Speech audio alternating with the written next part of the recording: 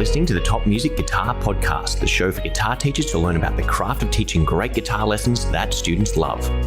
If you're looking to start or expand your studio and make guitar teaching your full-time dream job, you've come to the right place.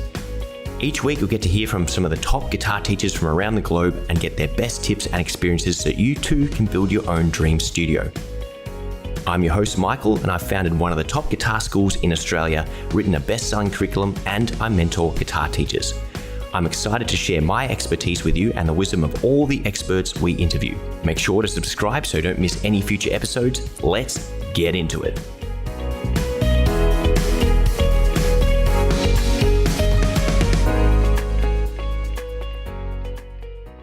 Hello and welcome to another exciting episode of the Top Music Guitar Teaching Podcast. As always, I've got a real treat for you today, and we've got a big, awesome list of special guests for 2023. So if you're tuning in for the first time this year, welcome. My name is Michael. I'm the host of the Top Music Guitar Podcast and head of Top Music.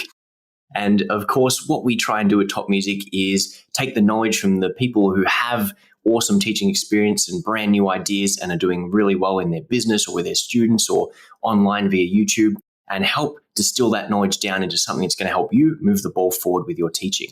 And as promised, I've got a very special guest, a real treat, someone who I came across simply trying to improve my own playing, always thinking about better ways of doing things and finding out a bit more. So today we've got Keith Martin from the YouTube channel and website Fret Science. Keith, welcome to the podcast. Thank you, Michael. It's great to be here. It's great to have you. So Keith is located in Boston. I always muck up this state when I say it, Massachusetts. Did I say that one right? Massachusetts, yes. So we've got Keith from obviously Boston. Do you teach in real life as well, Keith, or do you just run your YouTube channel? So I have not been a teacher for long. I just started teaching a little bit. Well, I taught my daughter. I gave her a few lessons a few years ago, and then she was sort of off and running. And I took on a few students this past fall when I was sort of beta testing my ideas before starting to make videos. So I don't have a ton of teaching experience, but I have a lot of sort of professional presentation experience through my day job. That's really cool. And I don't think I've ever been in the position where someone's gone, I'm going to test out my ideas on my real students for YouTube. Normally I get some cool ideas off YouTube and then try them out with a real student. So that's a very interesting perspective there. And I came across your videos maybe, I think just before Christmas or maybe the first week of January.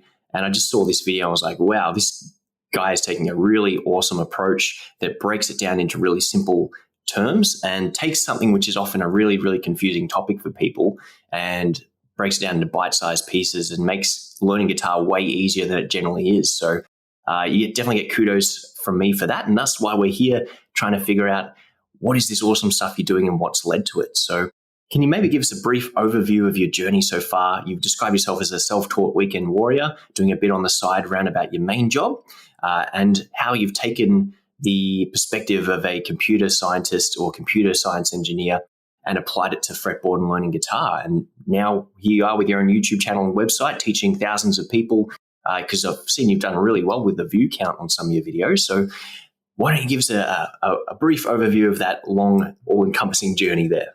So I've been playing guitar since the mid-'80s when I was a teenager. So I played guitar for about 30 years by basically memorizing finger positions from tablature. I never really internalized the notes of the fretboard, but I sort of showed how far you could go with that approach. I was able to, learn challenging songs, and I played in cover bands that played everything from, Randy Rhoads with Ozzy Osbourne to Eddie Van Halen and lots of things in between, lots on the hard rock spectrum. And so I could play things, but I didn't really understand what I was playing. And a few years ago, I decided that I wanted to buckle down and learn the fretboard and maybe learn to improvise. And I went out and I was reading all these books and watching all these videos, and I realized that there's just an insane amount of memorization that's required, all these patterns that have to be internalized, and I hate memorization. And so my computer science brain kicked in, and I started looking for shortcuts, and I found some. And so for a couple of years now, I've had this idea that maybe I'm onto something that's a little bit different from how other people have thought about the guitar. And I wondered if it's something that was going to help other people. And so, as I mentioned last fall, I took a few students, started a blog, and after a few weeks of putting posts on the blog and posting them on LinkedIn and other places where who knows why guitar players would go to LinkedIn for lessons, but a former colleague of mine, Dan Barry, who was the CEO of Riff Station, they were acquired by Fender a while back, and he's been involved in the industry for a long time. He's currently founder of a startup called Guitar App that's doing some really cool stuff. And so Dan reached out to me and he said, your blog posts are awesome, but you really need to get that material onto YouTube. And so I took a week off from work at the end of November and started messing around with Keynote, of all things, on my Mac and creating some animations. And that turned into what you saw and discovered on YouTube. Yeah. Now, if you haven't seen one of the videos that we're talking about here that Keith's put out there, like, I'm taken aback that you've done it on Keynote because they look absolutely outstanding. And I never would have guessed that in a million years. One of the questions I got for later is, how did you do it, of course? But we'll get to that. But yeah, so you took a week off work and made some magic happen. And it's been, what's your sort of take on the experience that sort of shaped your plans moving forward, realizing that you've got a pretty good response from what you've got from it? Yeah, so I definitely realized that the posting on a blog is a hard way to reach an audience. And I've been really fortunate that the videos that I've made have been, picked up well by the YouTube algorithm, and they're starting to reach people. And it's one of the few places where you can get that kind of organic growth without putting a lot of money into advertising something. And so I've definitely shifted away from writing blog posts and moved sort of more wholeheartedly into creating these videos. And I'm trying to chart out what the future of that is, because so far, all of the videos have been totally headless, right? It's just my animations and my voiceover. And eventually I'm going to need to be doing a lot more sort of on-camera guitar demonstrations. And so I've got to figure out how to get into that. Yeah, it can be very daunting, but it's just like anything else. When you first start playing guitar, you're not that good at it, but you don't give up. You keep practicing, you keep researching. You maybe even learn from a teacher or someone who's already doing it, and you get better. And the same is true of YouTube. You just get out there, you do it.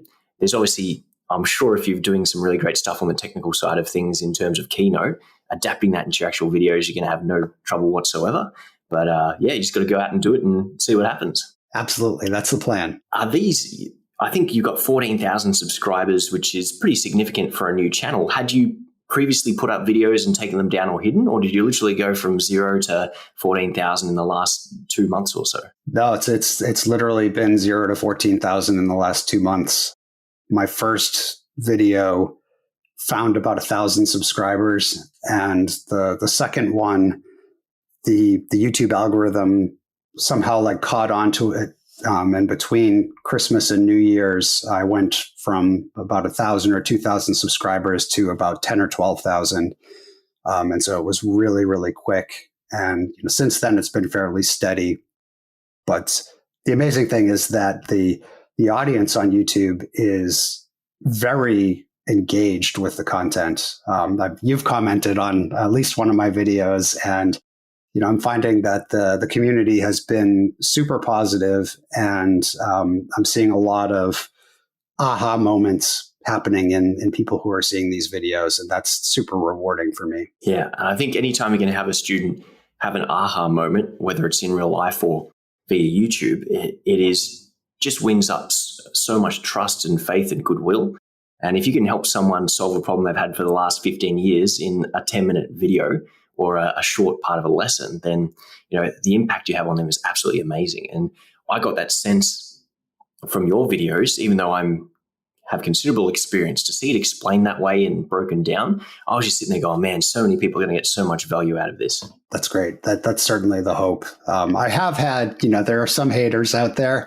There are certainly some people that that really want to, continue to push the old ways. It's almost like, a fraternity or something where, I've been through the hazing to get to where I am, and now you have to do the same thing. And I'm trying to show people some shortcuts around that. And we suffered for our art, and we want other people to continue to suffer unnecessarily for it.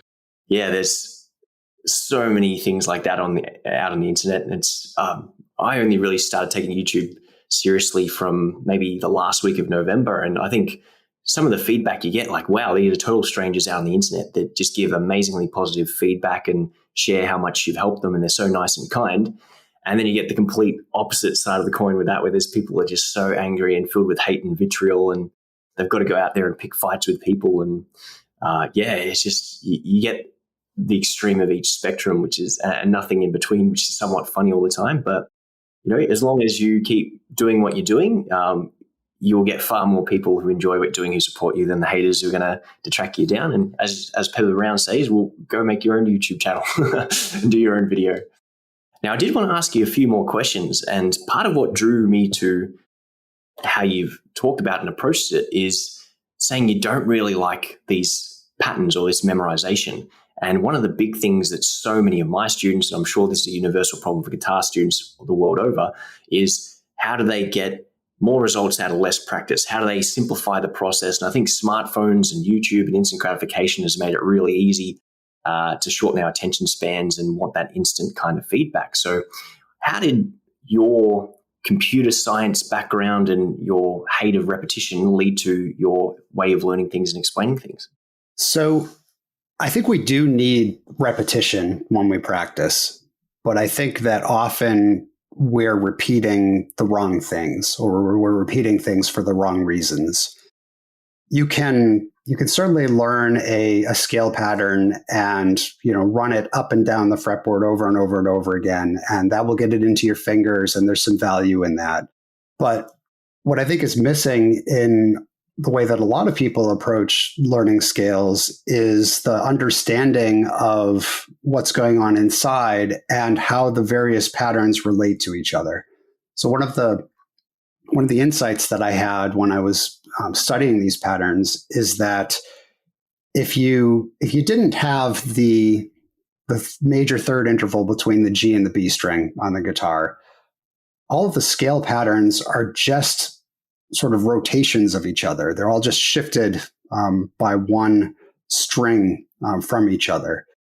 And when you start to see them in that way, you see that there are sub patterns that repeat. And I've come up with silly names for that. In the pentatonic scale, I talk about the rectangle and the stack as being these sub geometric patterns that are part of the wider scale patterns.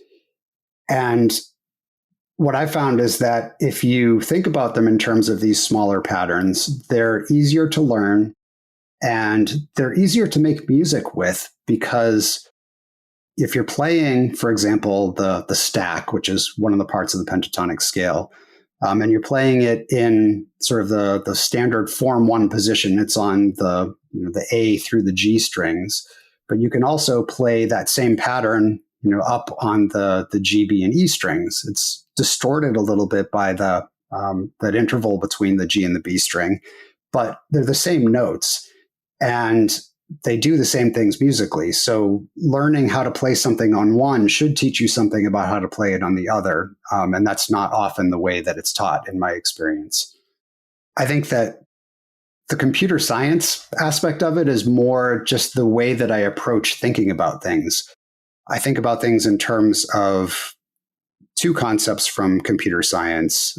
One is really from philosophy, but minimum description length is this computer science concept of what's the shortest way that you can describe something so that a computer program could recreate some output that you're looking for. And it consists of two parts. There's a model part of it, and then there's the program that runs on the model, the program that tells the model, what instructions it needs in order to create the output.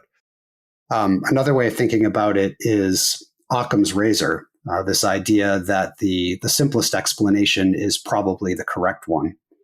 And so finding the simple building blocks and finding the right representation, the right mental representation. So, when I'm looking at the opening phrase of Jimmy Page playing the solo on Stairway to Heaven, right? There's a whole bunch of notes in there. It's mostly running up and down the A minor pentatonic scale. And then the last note that he hits is an F note. And so having the mental model of, okay, that this is a phrase that's in A minor pentatonic, but the reason that he's landing on an F note is because that's the root of the chord that he's playing over at that time. And that makes a good landing target. That's a much simpler explanation than put your finger on the 7th fret of the G string and bend up a whole step and then play, numbers and fret numbers and string numbers is not an efficient way to communicate that information. So that's basically the gist, is trying to think about it in a different way that makes it a little bit simpler. And, the way that I'm describing it right now is probably making it sound more complex than it is. I think the videos distill it down to something that is, about as boiled down as it can get. Yeah, and the sign of a good teacher is someone who can take a complex topic and make it simple, whereas the opposite is where you take a simple concept and make it more complex than it needs to be. And that is clearly evident in a lot of institutionalized guitar education. And I think it's very tricky because there's self-taught people, there's people who've gone through university, there's people who've taken lessons with other great players, and there's just so many ways you can go about learning guitar. But for whatever reason, I definitely want to get into this discussion a bit later on when we get to that point, is there's standardized ways of learning guitar which are very rooted in academia, which go, you must learn this and then this and then this. And it's just so out of touch with modern guitar education, modern education as a whole, and much more better ways of doing things. And as you mentioned on your YouTube channel, there's so many people that want to cling to these older ways of doing things without ever considering, hey, is there a better way? And if you can apply that Occam's razor approach and go, what is the simplest way we can go from A to B and explain it? And that more often than not results in the student having that aha moment and finally getting it. Exactly. So that's the computer science approach and the engineer brain there. What about the cognitive science? So what sort of led to an interest in this, and what are some conclusions you've drawn from taking this cognitive science or learning psychology and applying that into your teaching and your lessons? Yeah, so my interest in cognitive science goes back to the 1990s when I was a PhD student working in computer science, but studying the brain and trying to understand, how does the brain make sense of things? How does the human ear pull apart sounds and understand, what is the source of that sound and what is that sound source trying to say? And so a couple of concepts that I came across when I was studying cognitive science. One is there's this famous psychology paper from the 1950s by George Miller called The Magical Number 7 plus or minus 2. And in that, he introduces this idea of, he calls them chunks. And so he's talking about working memory in the brain and the idea that our working memory can hold a small number of things in mind at one time and manipulate them. And that number of things is on the order of 7. And so our most common experience with that is, back in the days where we didn't have our cell phones programmed with everybody's number, you might have to remember somebody's phone number. And when I was growing up, phone numbers in the United States were 7 digits. And somebody could tell you their phone number and you could hold that in your memory and remember it for a few minutes, until you wrote it down. And the observation from all of this is that if we're limited to holding a small number of things in our head, we should be careful about what things we're putting in there, and we should have the right types of mental models available in our long-term memory so that the 5 or 7 or 9 things that we're holding in our head are rich and they're telling us something really valuable. And so going back to that Jimmy Page Stairway to Heaven example, representing an entire phrase as being a run up a particular scale and then landing on a root note of a triad is, again, a lot more compact and something that you can remember a lot more easily than all of the notes individually.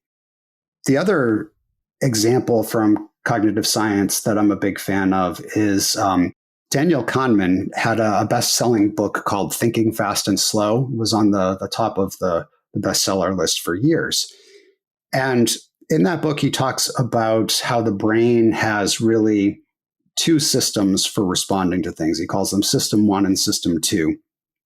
And System 1 is fast and instinctual and emotional.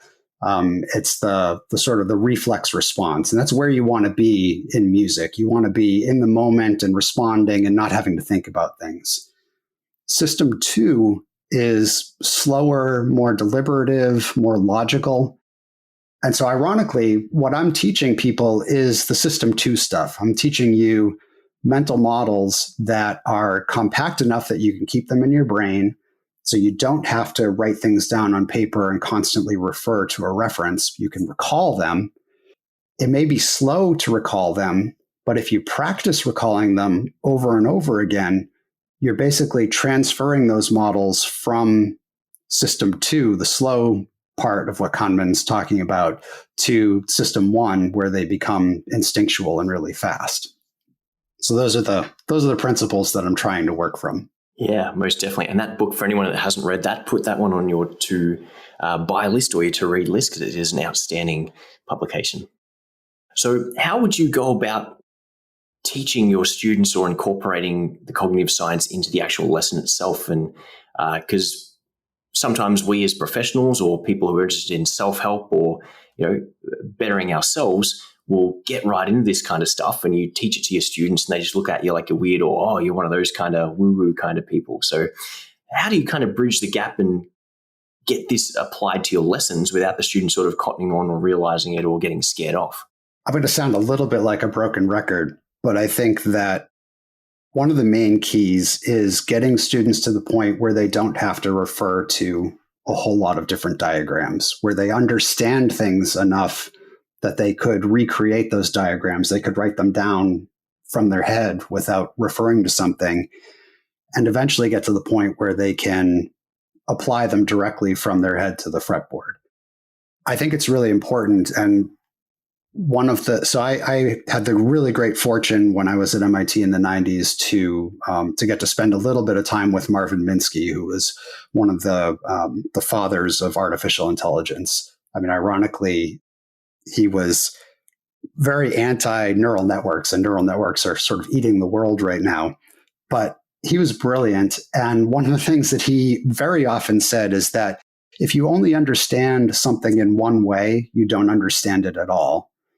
And so one of the things that I am reinforcing with my students and trying to live through the videos and the blogs that I'm making is teaching different ways of looking at the same information, and the ability to think about them in different ways. So, if I'm teaching a student the pentatonic scale, I'm not just going to start with Form 1, A minor pentatonic scale at the 5th fret. I will talk through, these are the intervals of the scale. These are what the intervals are. How would you play that scale on one string up and down? How would you do it if you were limited to 2 strings up and down? What do the patterns look like if you do that? And then the things that I talk about in the videos that I've published so far, breaking it down into sub patterns across the 6 strings.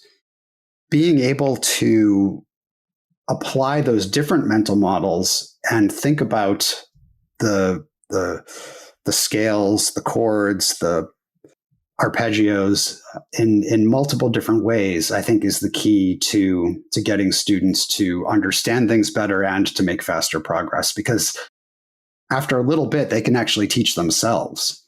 That's awesome. A very important answer there. And I loved how you said, if you can't explain things more than one way or think about them in more than one way, you really are limited. And that's something to do with guitar. Do I do like a forward pattern, a backwards pattern? There's so many different options we have. Do I do it on a single string? Do I go vertically?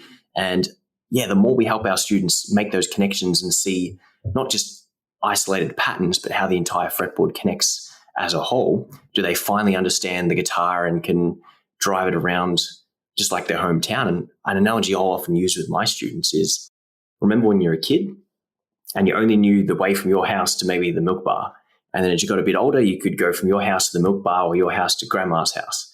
And then as you get a bit older, you learn a few new places and a few new ways. And by the time you've got your driver's license and your car, you can literally go anywhere you want in the city and you're confident with it. And your fretboard will expand the exact same way. But if you only know one way of going or one road, then you're going to get stuck on that one road. Right. I think the other piece of advice that is not obviously nothing that's new with me, but that is really essential is that you have to practice the things that are hard for you. If you constantly go back to the things you already know, you're never going to make any progress. And so I really like that. I've had a couple of students, and granted, I've only had a handful of students so far, but the few that I've worked with, I've been able to sit down with them and sort of teach them like the modes. In an hour, I can teach them 2 or 3 different ways to think about the modes and lay them out on the fretboard. And that's enough for them to go off and come up with their own exercises for how to internalize those. I give them some hints, 3 notes at a time, move that up to the next 3 notes. That's one of the things that's really worked well for me is coming up with my own exercises based on whatever it is that I'm struggling the most with, whatever my current mental block at the time is. Yeah, that's excellent. And yeah, so many students end up avoiding the hard stuff and just doing what they can already do because it's easy and it's enjoyable. But that's what leads to stagnation and growth and the monotony of just doing the same things over and over again. So yes, very, very important point that you need to work in the challenge zone because that's where you make the most progress. Now, we mentioned before that there's so many people holding on to the old ideas. And in the little email exchange we had before this, you mentioned that guitar hasn't really advanced at all in about 50 years since you mentioned the cage system. And I see from your videos you're a big proponent of that. So why do you think guitar hasn't really evolved that much in the grand scheme of things? That's a great question. I don't have a really great answer for that. I do know that there's this guy, Keith Allen, who was a 20-year-old guitar instructor in the early 70s, came up with the cage system. And there was an article in Guitar Player magazine that was profiling the music school that he taught at, where he basically outlined the basic principles of it. And the conceptualization of it hasn't really changed much since then. The way that we teach it hasn't changed much since then. I think that there has been a big missed opportunity in that, and that's what I'm taking advantage of with the little Keynote animations that I'm making, is that there are some aspects of these things that you really need to visualize to be able to internalize. Many guitar players are visual learners, and the guitar fretboard lends itself to visual thinking. But learning that stuff from a book with static diagrams doesn't really get you there. And having somebody just explain it to you or demonstrate it on the fretboard, I think also doesn't really get you there. And so some of these things, like my little animations showing the patterns for the scales as they shift from one string set to another, and how the warp between the G and the B strings affects the geometry of that has opened a lot of eyes. And, that should be something that's been taught for years and years and years. I've only ever come across it in a couple of obscure books. Yeah. And there's so many cool little things like that. And the cage is almost the macro. The cage system is this big 10,000 foot view of the guitar. Whereas, as you've said, if you dive right into it and you find all these other little patterns that link and intersect. And yeah, as to why it is, I couldn't tell you. But what would you say to people who are kind of clinging to that old way of learning? What better ways or more deeper insights? Of course, you just mentioned one of them, but what other kind of things do you think people are missing out on by sticking to these older ways of doing things? That's something I don't have a great answer to. I think we should all be open to learning new ways of thinking about the same thing. Going back to that Marvin Minsky quote that if you only understand something one way, you don't understand it at all. I think that if we all have an openness to learning new ways of thinking about things, then we're going to be able to reach more students, because not everybody understands things in the same ways. Some students will require a different explanation than others. And the more explanations that we have in our toolkit, the more effective we can be as teachers. Yes, 100%. And have you, just to put like a detracting from the thing or getting sidetracked, but have you given much exploration to the 3-note per string systems for learning guitar? Yeah, in fact, that almost was my first video.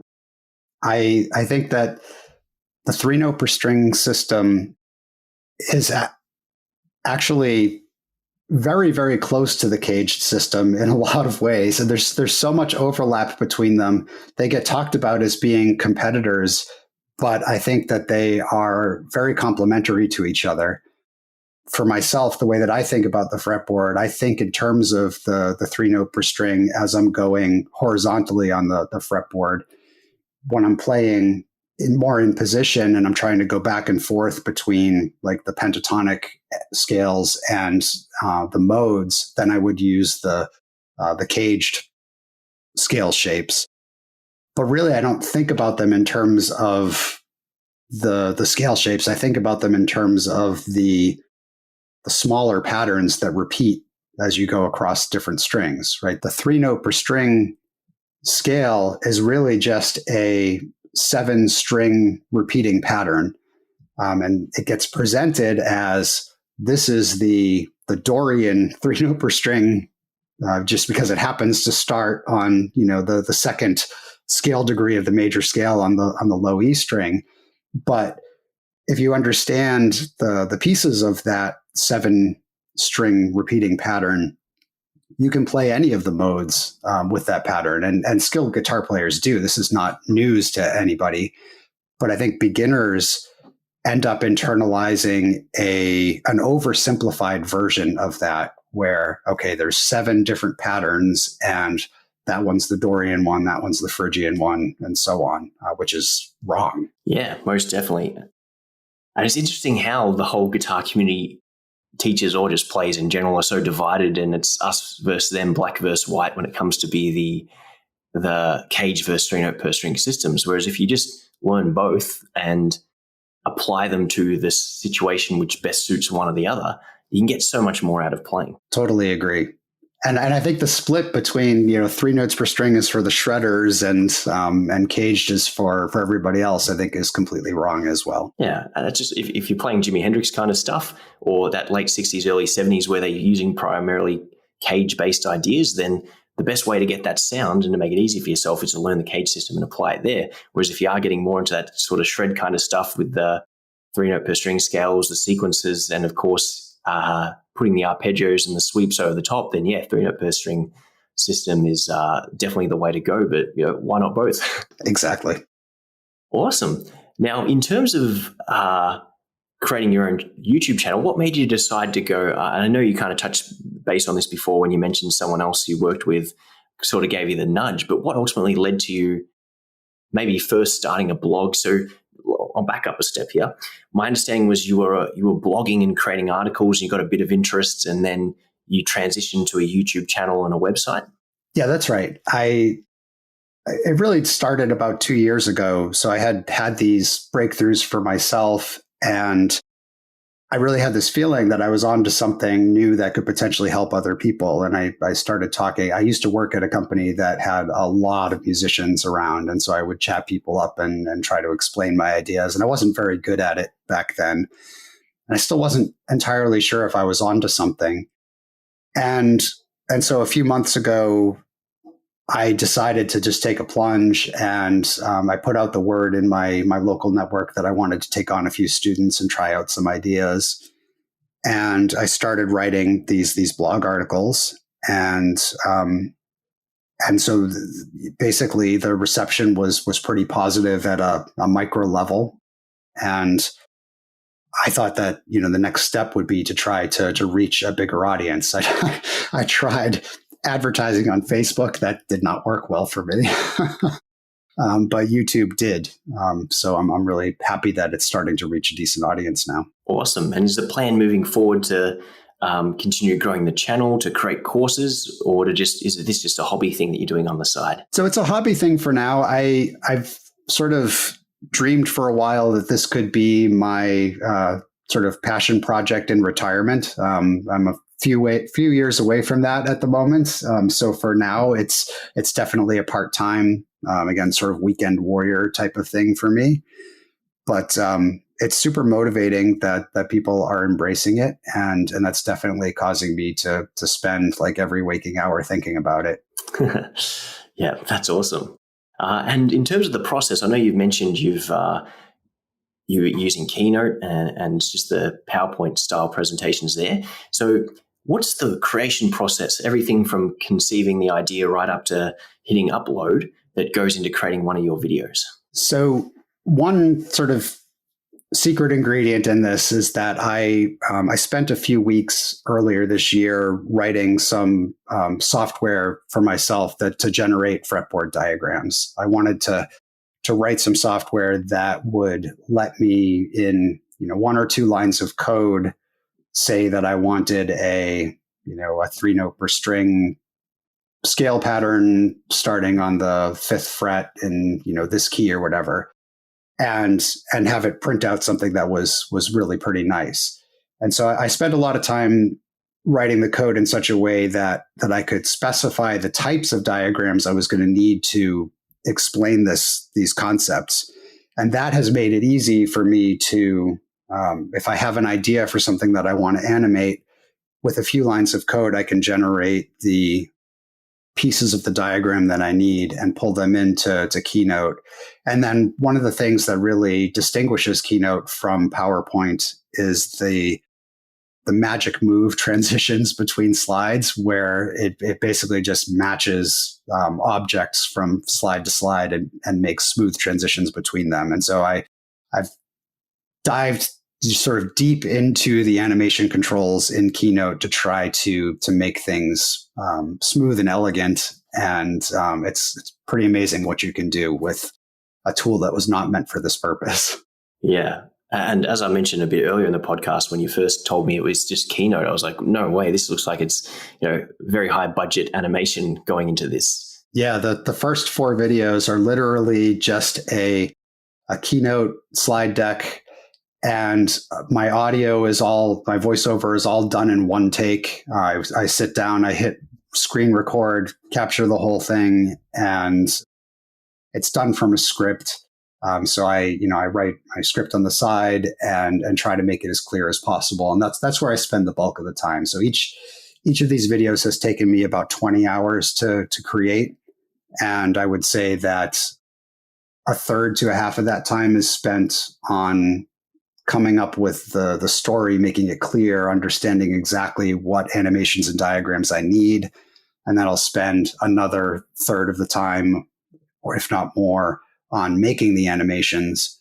And then the recording and mastering process is very quick. That's like an hour or two to basically rehearse it a couple of times, make a recording, tweak the audio, and cut out some of the awkward silences if I have them, but it's pretty straightforward. Yeah, very cool. So a really big, obviously, investment in time. But when you think about, I think one of your videos has like 57,000 views on it or something similar, and times that by 10, you've obviously got a huge return in the amount of view hours on what you've put in there. Yeah, it's thousands and thousands of hours that people have spent watching them, which it boggles my mind, the kind of reach that you can get with a platform like this. Yeah, it's so hard to fathom like how much time just accumulates with people watching your videos. There's some crazy numbers on the back end. Absolutely. And did you have to invest a lot into researching and learning how to use Keynote, or is that something you kind of had on the side from your day job carryover? No, it's definitely something that I've been an engineer for going on 30 years. And, for the last, say, 7 or 8 years of my career, I've been primarily an engineering manager. And in my former job, I was spending a lot of my time is making compelling presentations to try to, convince the stakeholders to take a particular course of action. And so I got pretty good at making presentations that were highly visual, not a lot of text, and hopefully a little bit emotionally compelling.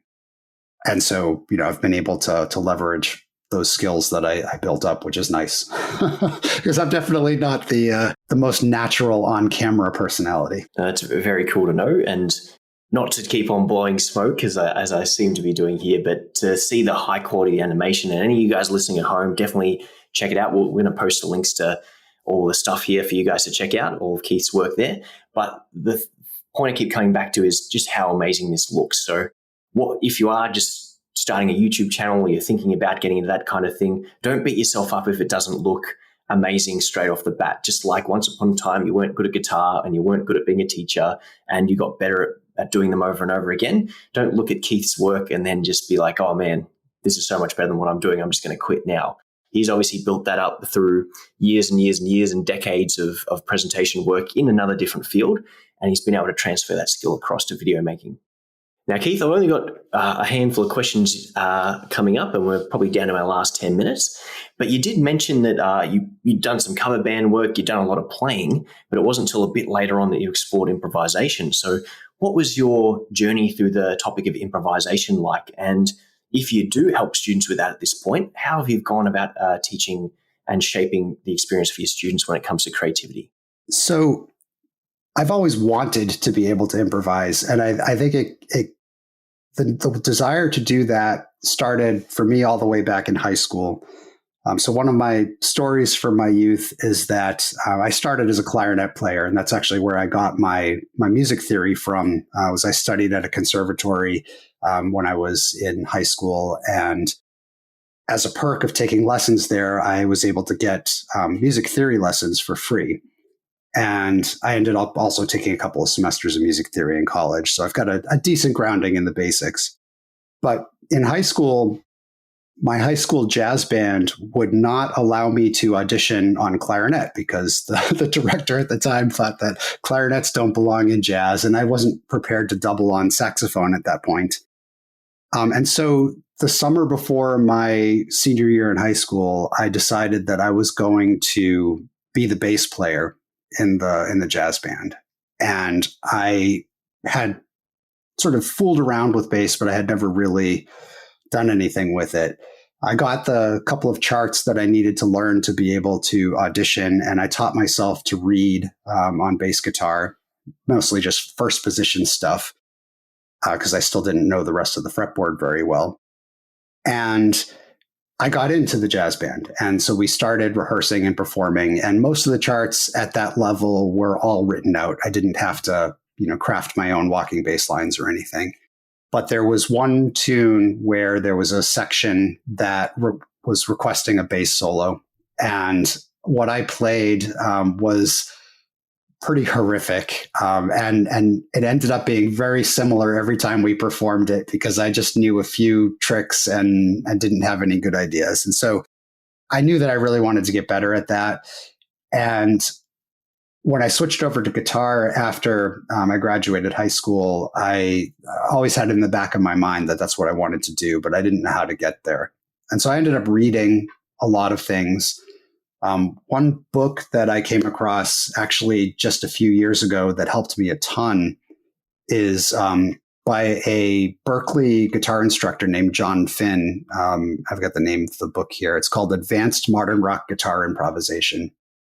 And that was actually a lot of the insights from that book led to what I'm presenting now. I've simplified it a little bit from what he talked about, but I've come to have this mental model for improvisation, which is that when you're playing over a set of chords, at any point in time, you need to know what the chord is that you're playing over as sort of a basic. And for wherever your fingers are on the fretboard, you should be able to instantly find where the root of that chord is, where the relevant intervals are around that root, where arpeggios and scale fragments are in that neighborhood. It's almost like the fog of war in a video game where the things that are right around the area you're focusing on are very clear. And you can see all the details. And then when you get beyond a certain distance, everything is sort of grayed out. And that's the way that I imagine that an improviser sees the fretboard. I actually had a funny email exchange when I was in grad school with Mike Keneally, who's the fantastic guitar player. He played with Frank Zappa in the 80s and has had an amazing career since then. He's one of the freest guitar improvisers that I've ever encountered. Basically, he hears something in his head and he can make it come out on the fretboard. And so when I was in grad school, I had an email exchange with him because at the time he was active on Usenet in one of the news groups that I was following. And I asked him about improvisation. And my theory at the time was that the way that people improvise is they have a catalog of licks that they know, and they are very good at applying the right licks in the right context in order to string something together that becomes a solo. And Mike Keneally basically slapped me down. He said, that's not at all how it works. And I think he's right and wrong at the same time, because I think a lot of improvisers do a lot of that. But, that sort of set me on this direction of I really need to understand things at a more fundamental level. And, unfortunately for me, it took me 25 years since then to start to make some decent progress on that. And I'm still a mediocre improviser, but I do feel like I now understand what are the things that I have to work on in order to get better at that. And it goes back to that Daniel Kahneman system 1 and system 2, right? I have the system 2 working where I know where my roots are. I know where all my intervals are and where my scale fragments go around, in that neighborhood of the fretboard. And I'm working now on training system 1 to be able to do that basically intuitively. And that's just lots and lots of repetition. Definitely. And yeah, it's interesting that he sort of slapped you down with that answer. I wouldn't say he's 100% correct, but he's not incorrect as well. And I think it's almost like there's different tiers to improvising or different levels. And that is a level where, you learn a bunch of licks and you regurgitate them in different orders or match them to different contexts. And that's a very valid way of improvising. But there's that whole other level where people are just spiritually connected from a greater power or the universe to their instruments, and it's just a flow of consciousness, and that's where the true masters lie. But sometimes we may have to adopt their thinking to get to the level that they're at. Yeah, we can't all be Guthrie Govan. Yeah, no, we cannot. But Keith, it's been an absolute pleasure speaking to you today. My last question for you, before you tell us where we can like and subscribe and follow you, is if you had one last little bit of wisdom to impart on our listeners, what would that be? I think it's that you could never have too many ways of understanding something. If you see something that looks like a new way of thinking about something you already know, don't dismiss it because you already know how to do something. Take a look at it and see if you can internalize it and maybe see the thing that you think you understand in a little bit of a different light. And don't listen to the people who say that the old ways are best. There's too much of that. I went through hell to get here, and so should you. Now, some very, very solid advice there. And yes, we always want to be looking for better ways of doing things. And just because someone's done it for 100 years doesn't mean we should keep persevering for another 100, especially if there's a better way of doing it. So, Keith, thank you so much for coming on the Top Music Guitar Teaching Podcast. Listeners can find you at fretscience.com and your YouTube channel. And is there any other social media you want to tell us about? I'm also on Facebook, but the fretscience.com and YouTube are the two big ones. So make sure you check out some of Keith's videos and his website. Make sure you like and subscribe. He's only got 4 videos up, and who knows how many you'll have by the time you hear this in a week or two from this recording. But guys, they are a real treat. I'm a big proponent of 3-note per string, but it made me go, you know what, maybe I need to have a look at this cage stuff once again and get back into it. And it's for someone who's been learning guitar for 17 years, teaching guitar for 15 years. I saw this and went, wow, this is so awesome. So many people could learn from that, and I've got to have this guy on the podcast. So Keith, thank you so much for coming on board, and we'll hopefully have you on again another time in the future, and we'll look forward to seeing some cool videos on YouTube. Thanks, Michael. It's been a huge pleasure. No worries. Well, enjoy. Thank you once again for your time coming on. And to our listeners, make sure that you share this around, you like, subscribe. If you've got any other great guests you want us to interview for 2023, make sure you suggest those. Michael@topmusic.com. You can email me, or at Michael Gumley on your favorite social media platform. And guys, let's make 2023 the year where we change something about the way we teach for the better. And with guys like Keith and a ton of other really cool guests, we can hopefully give you some inspiration to improve your life, your teaching, the experience for your students, and everything in between. So one more time, thanks, Keith. And guys, we'll see you in the next exciting episode. Thank you.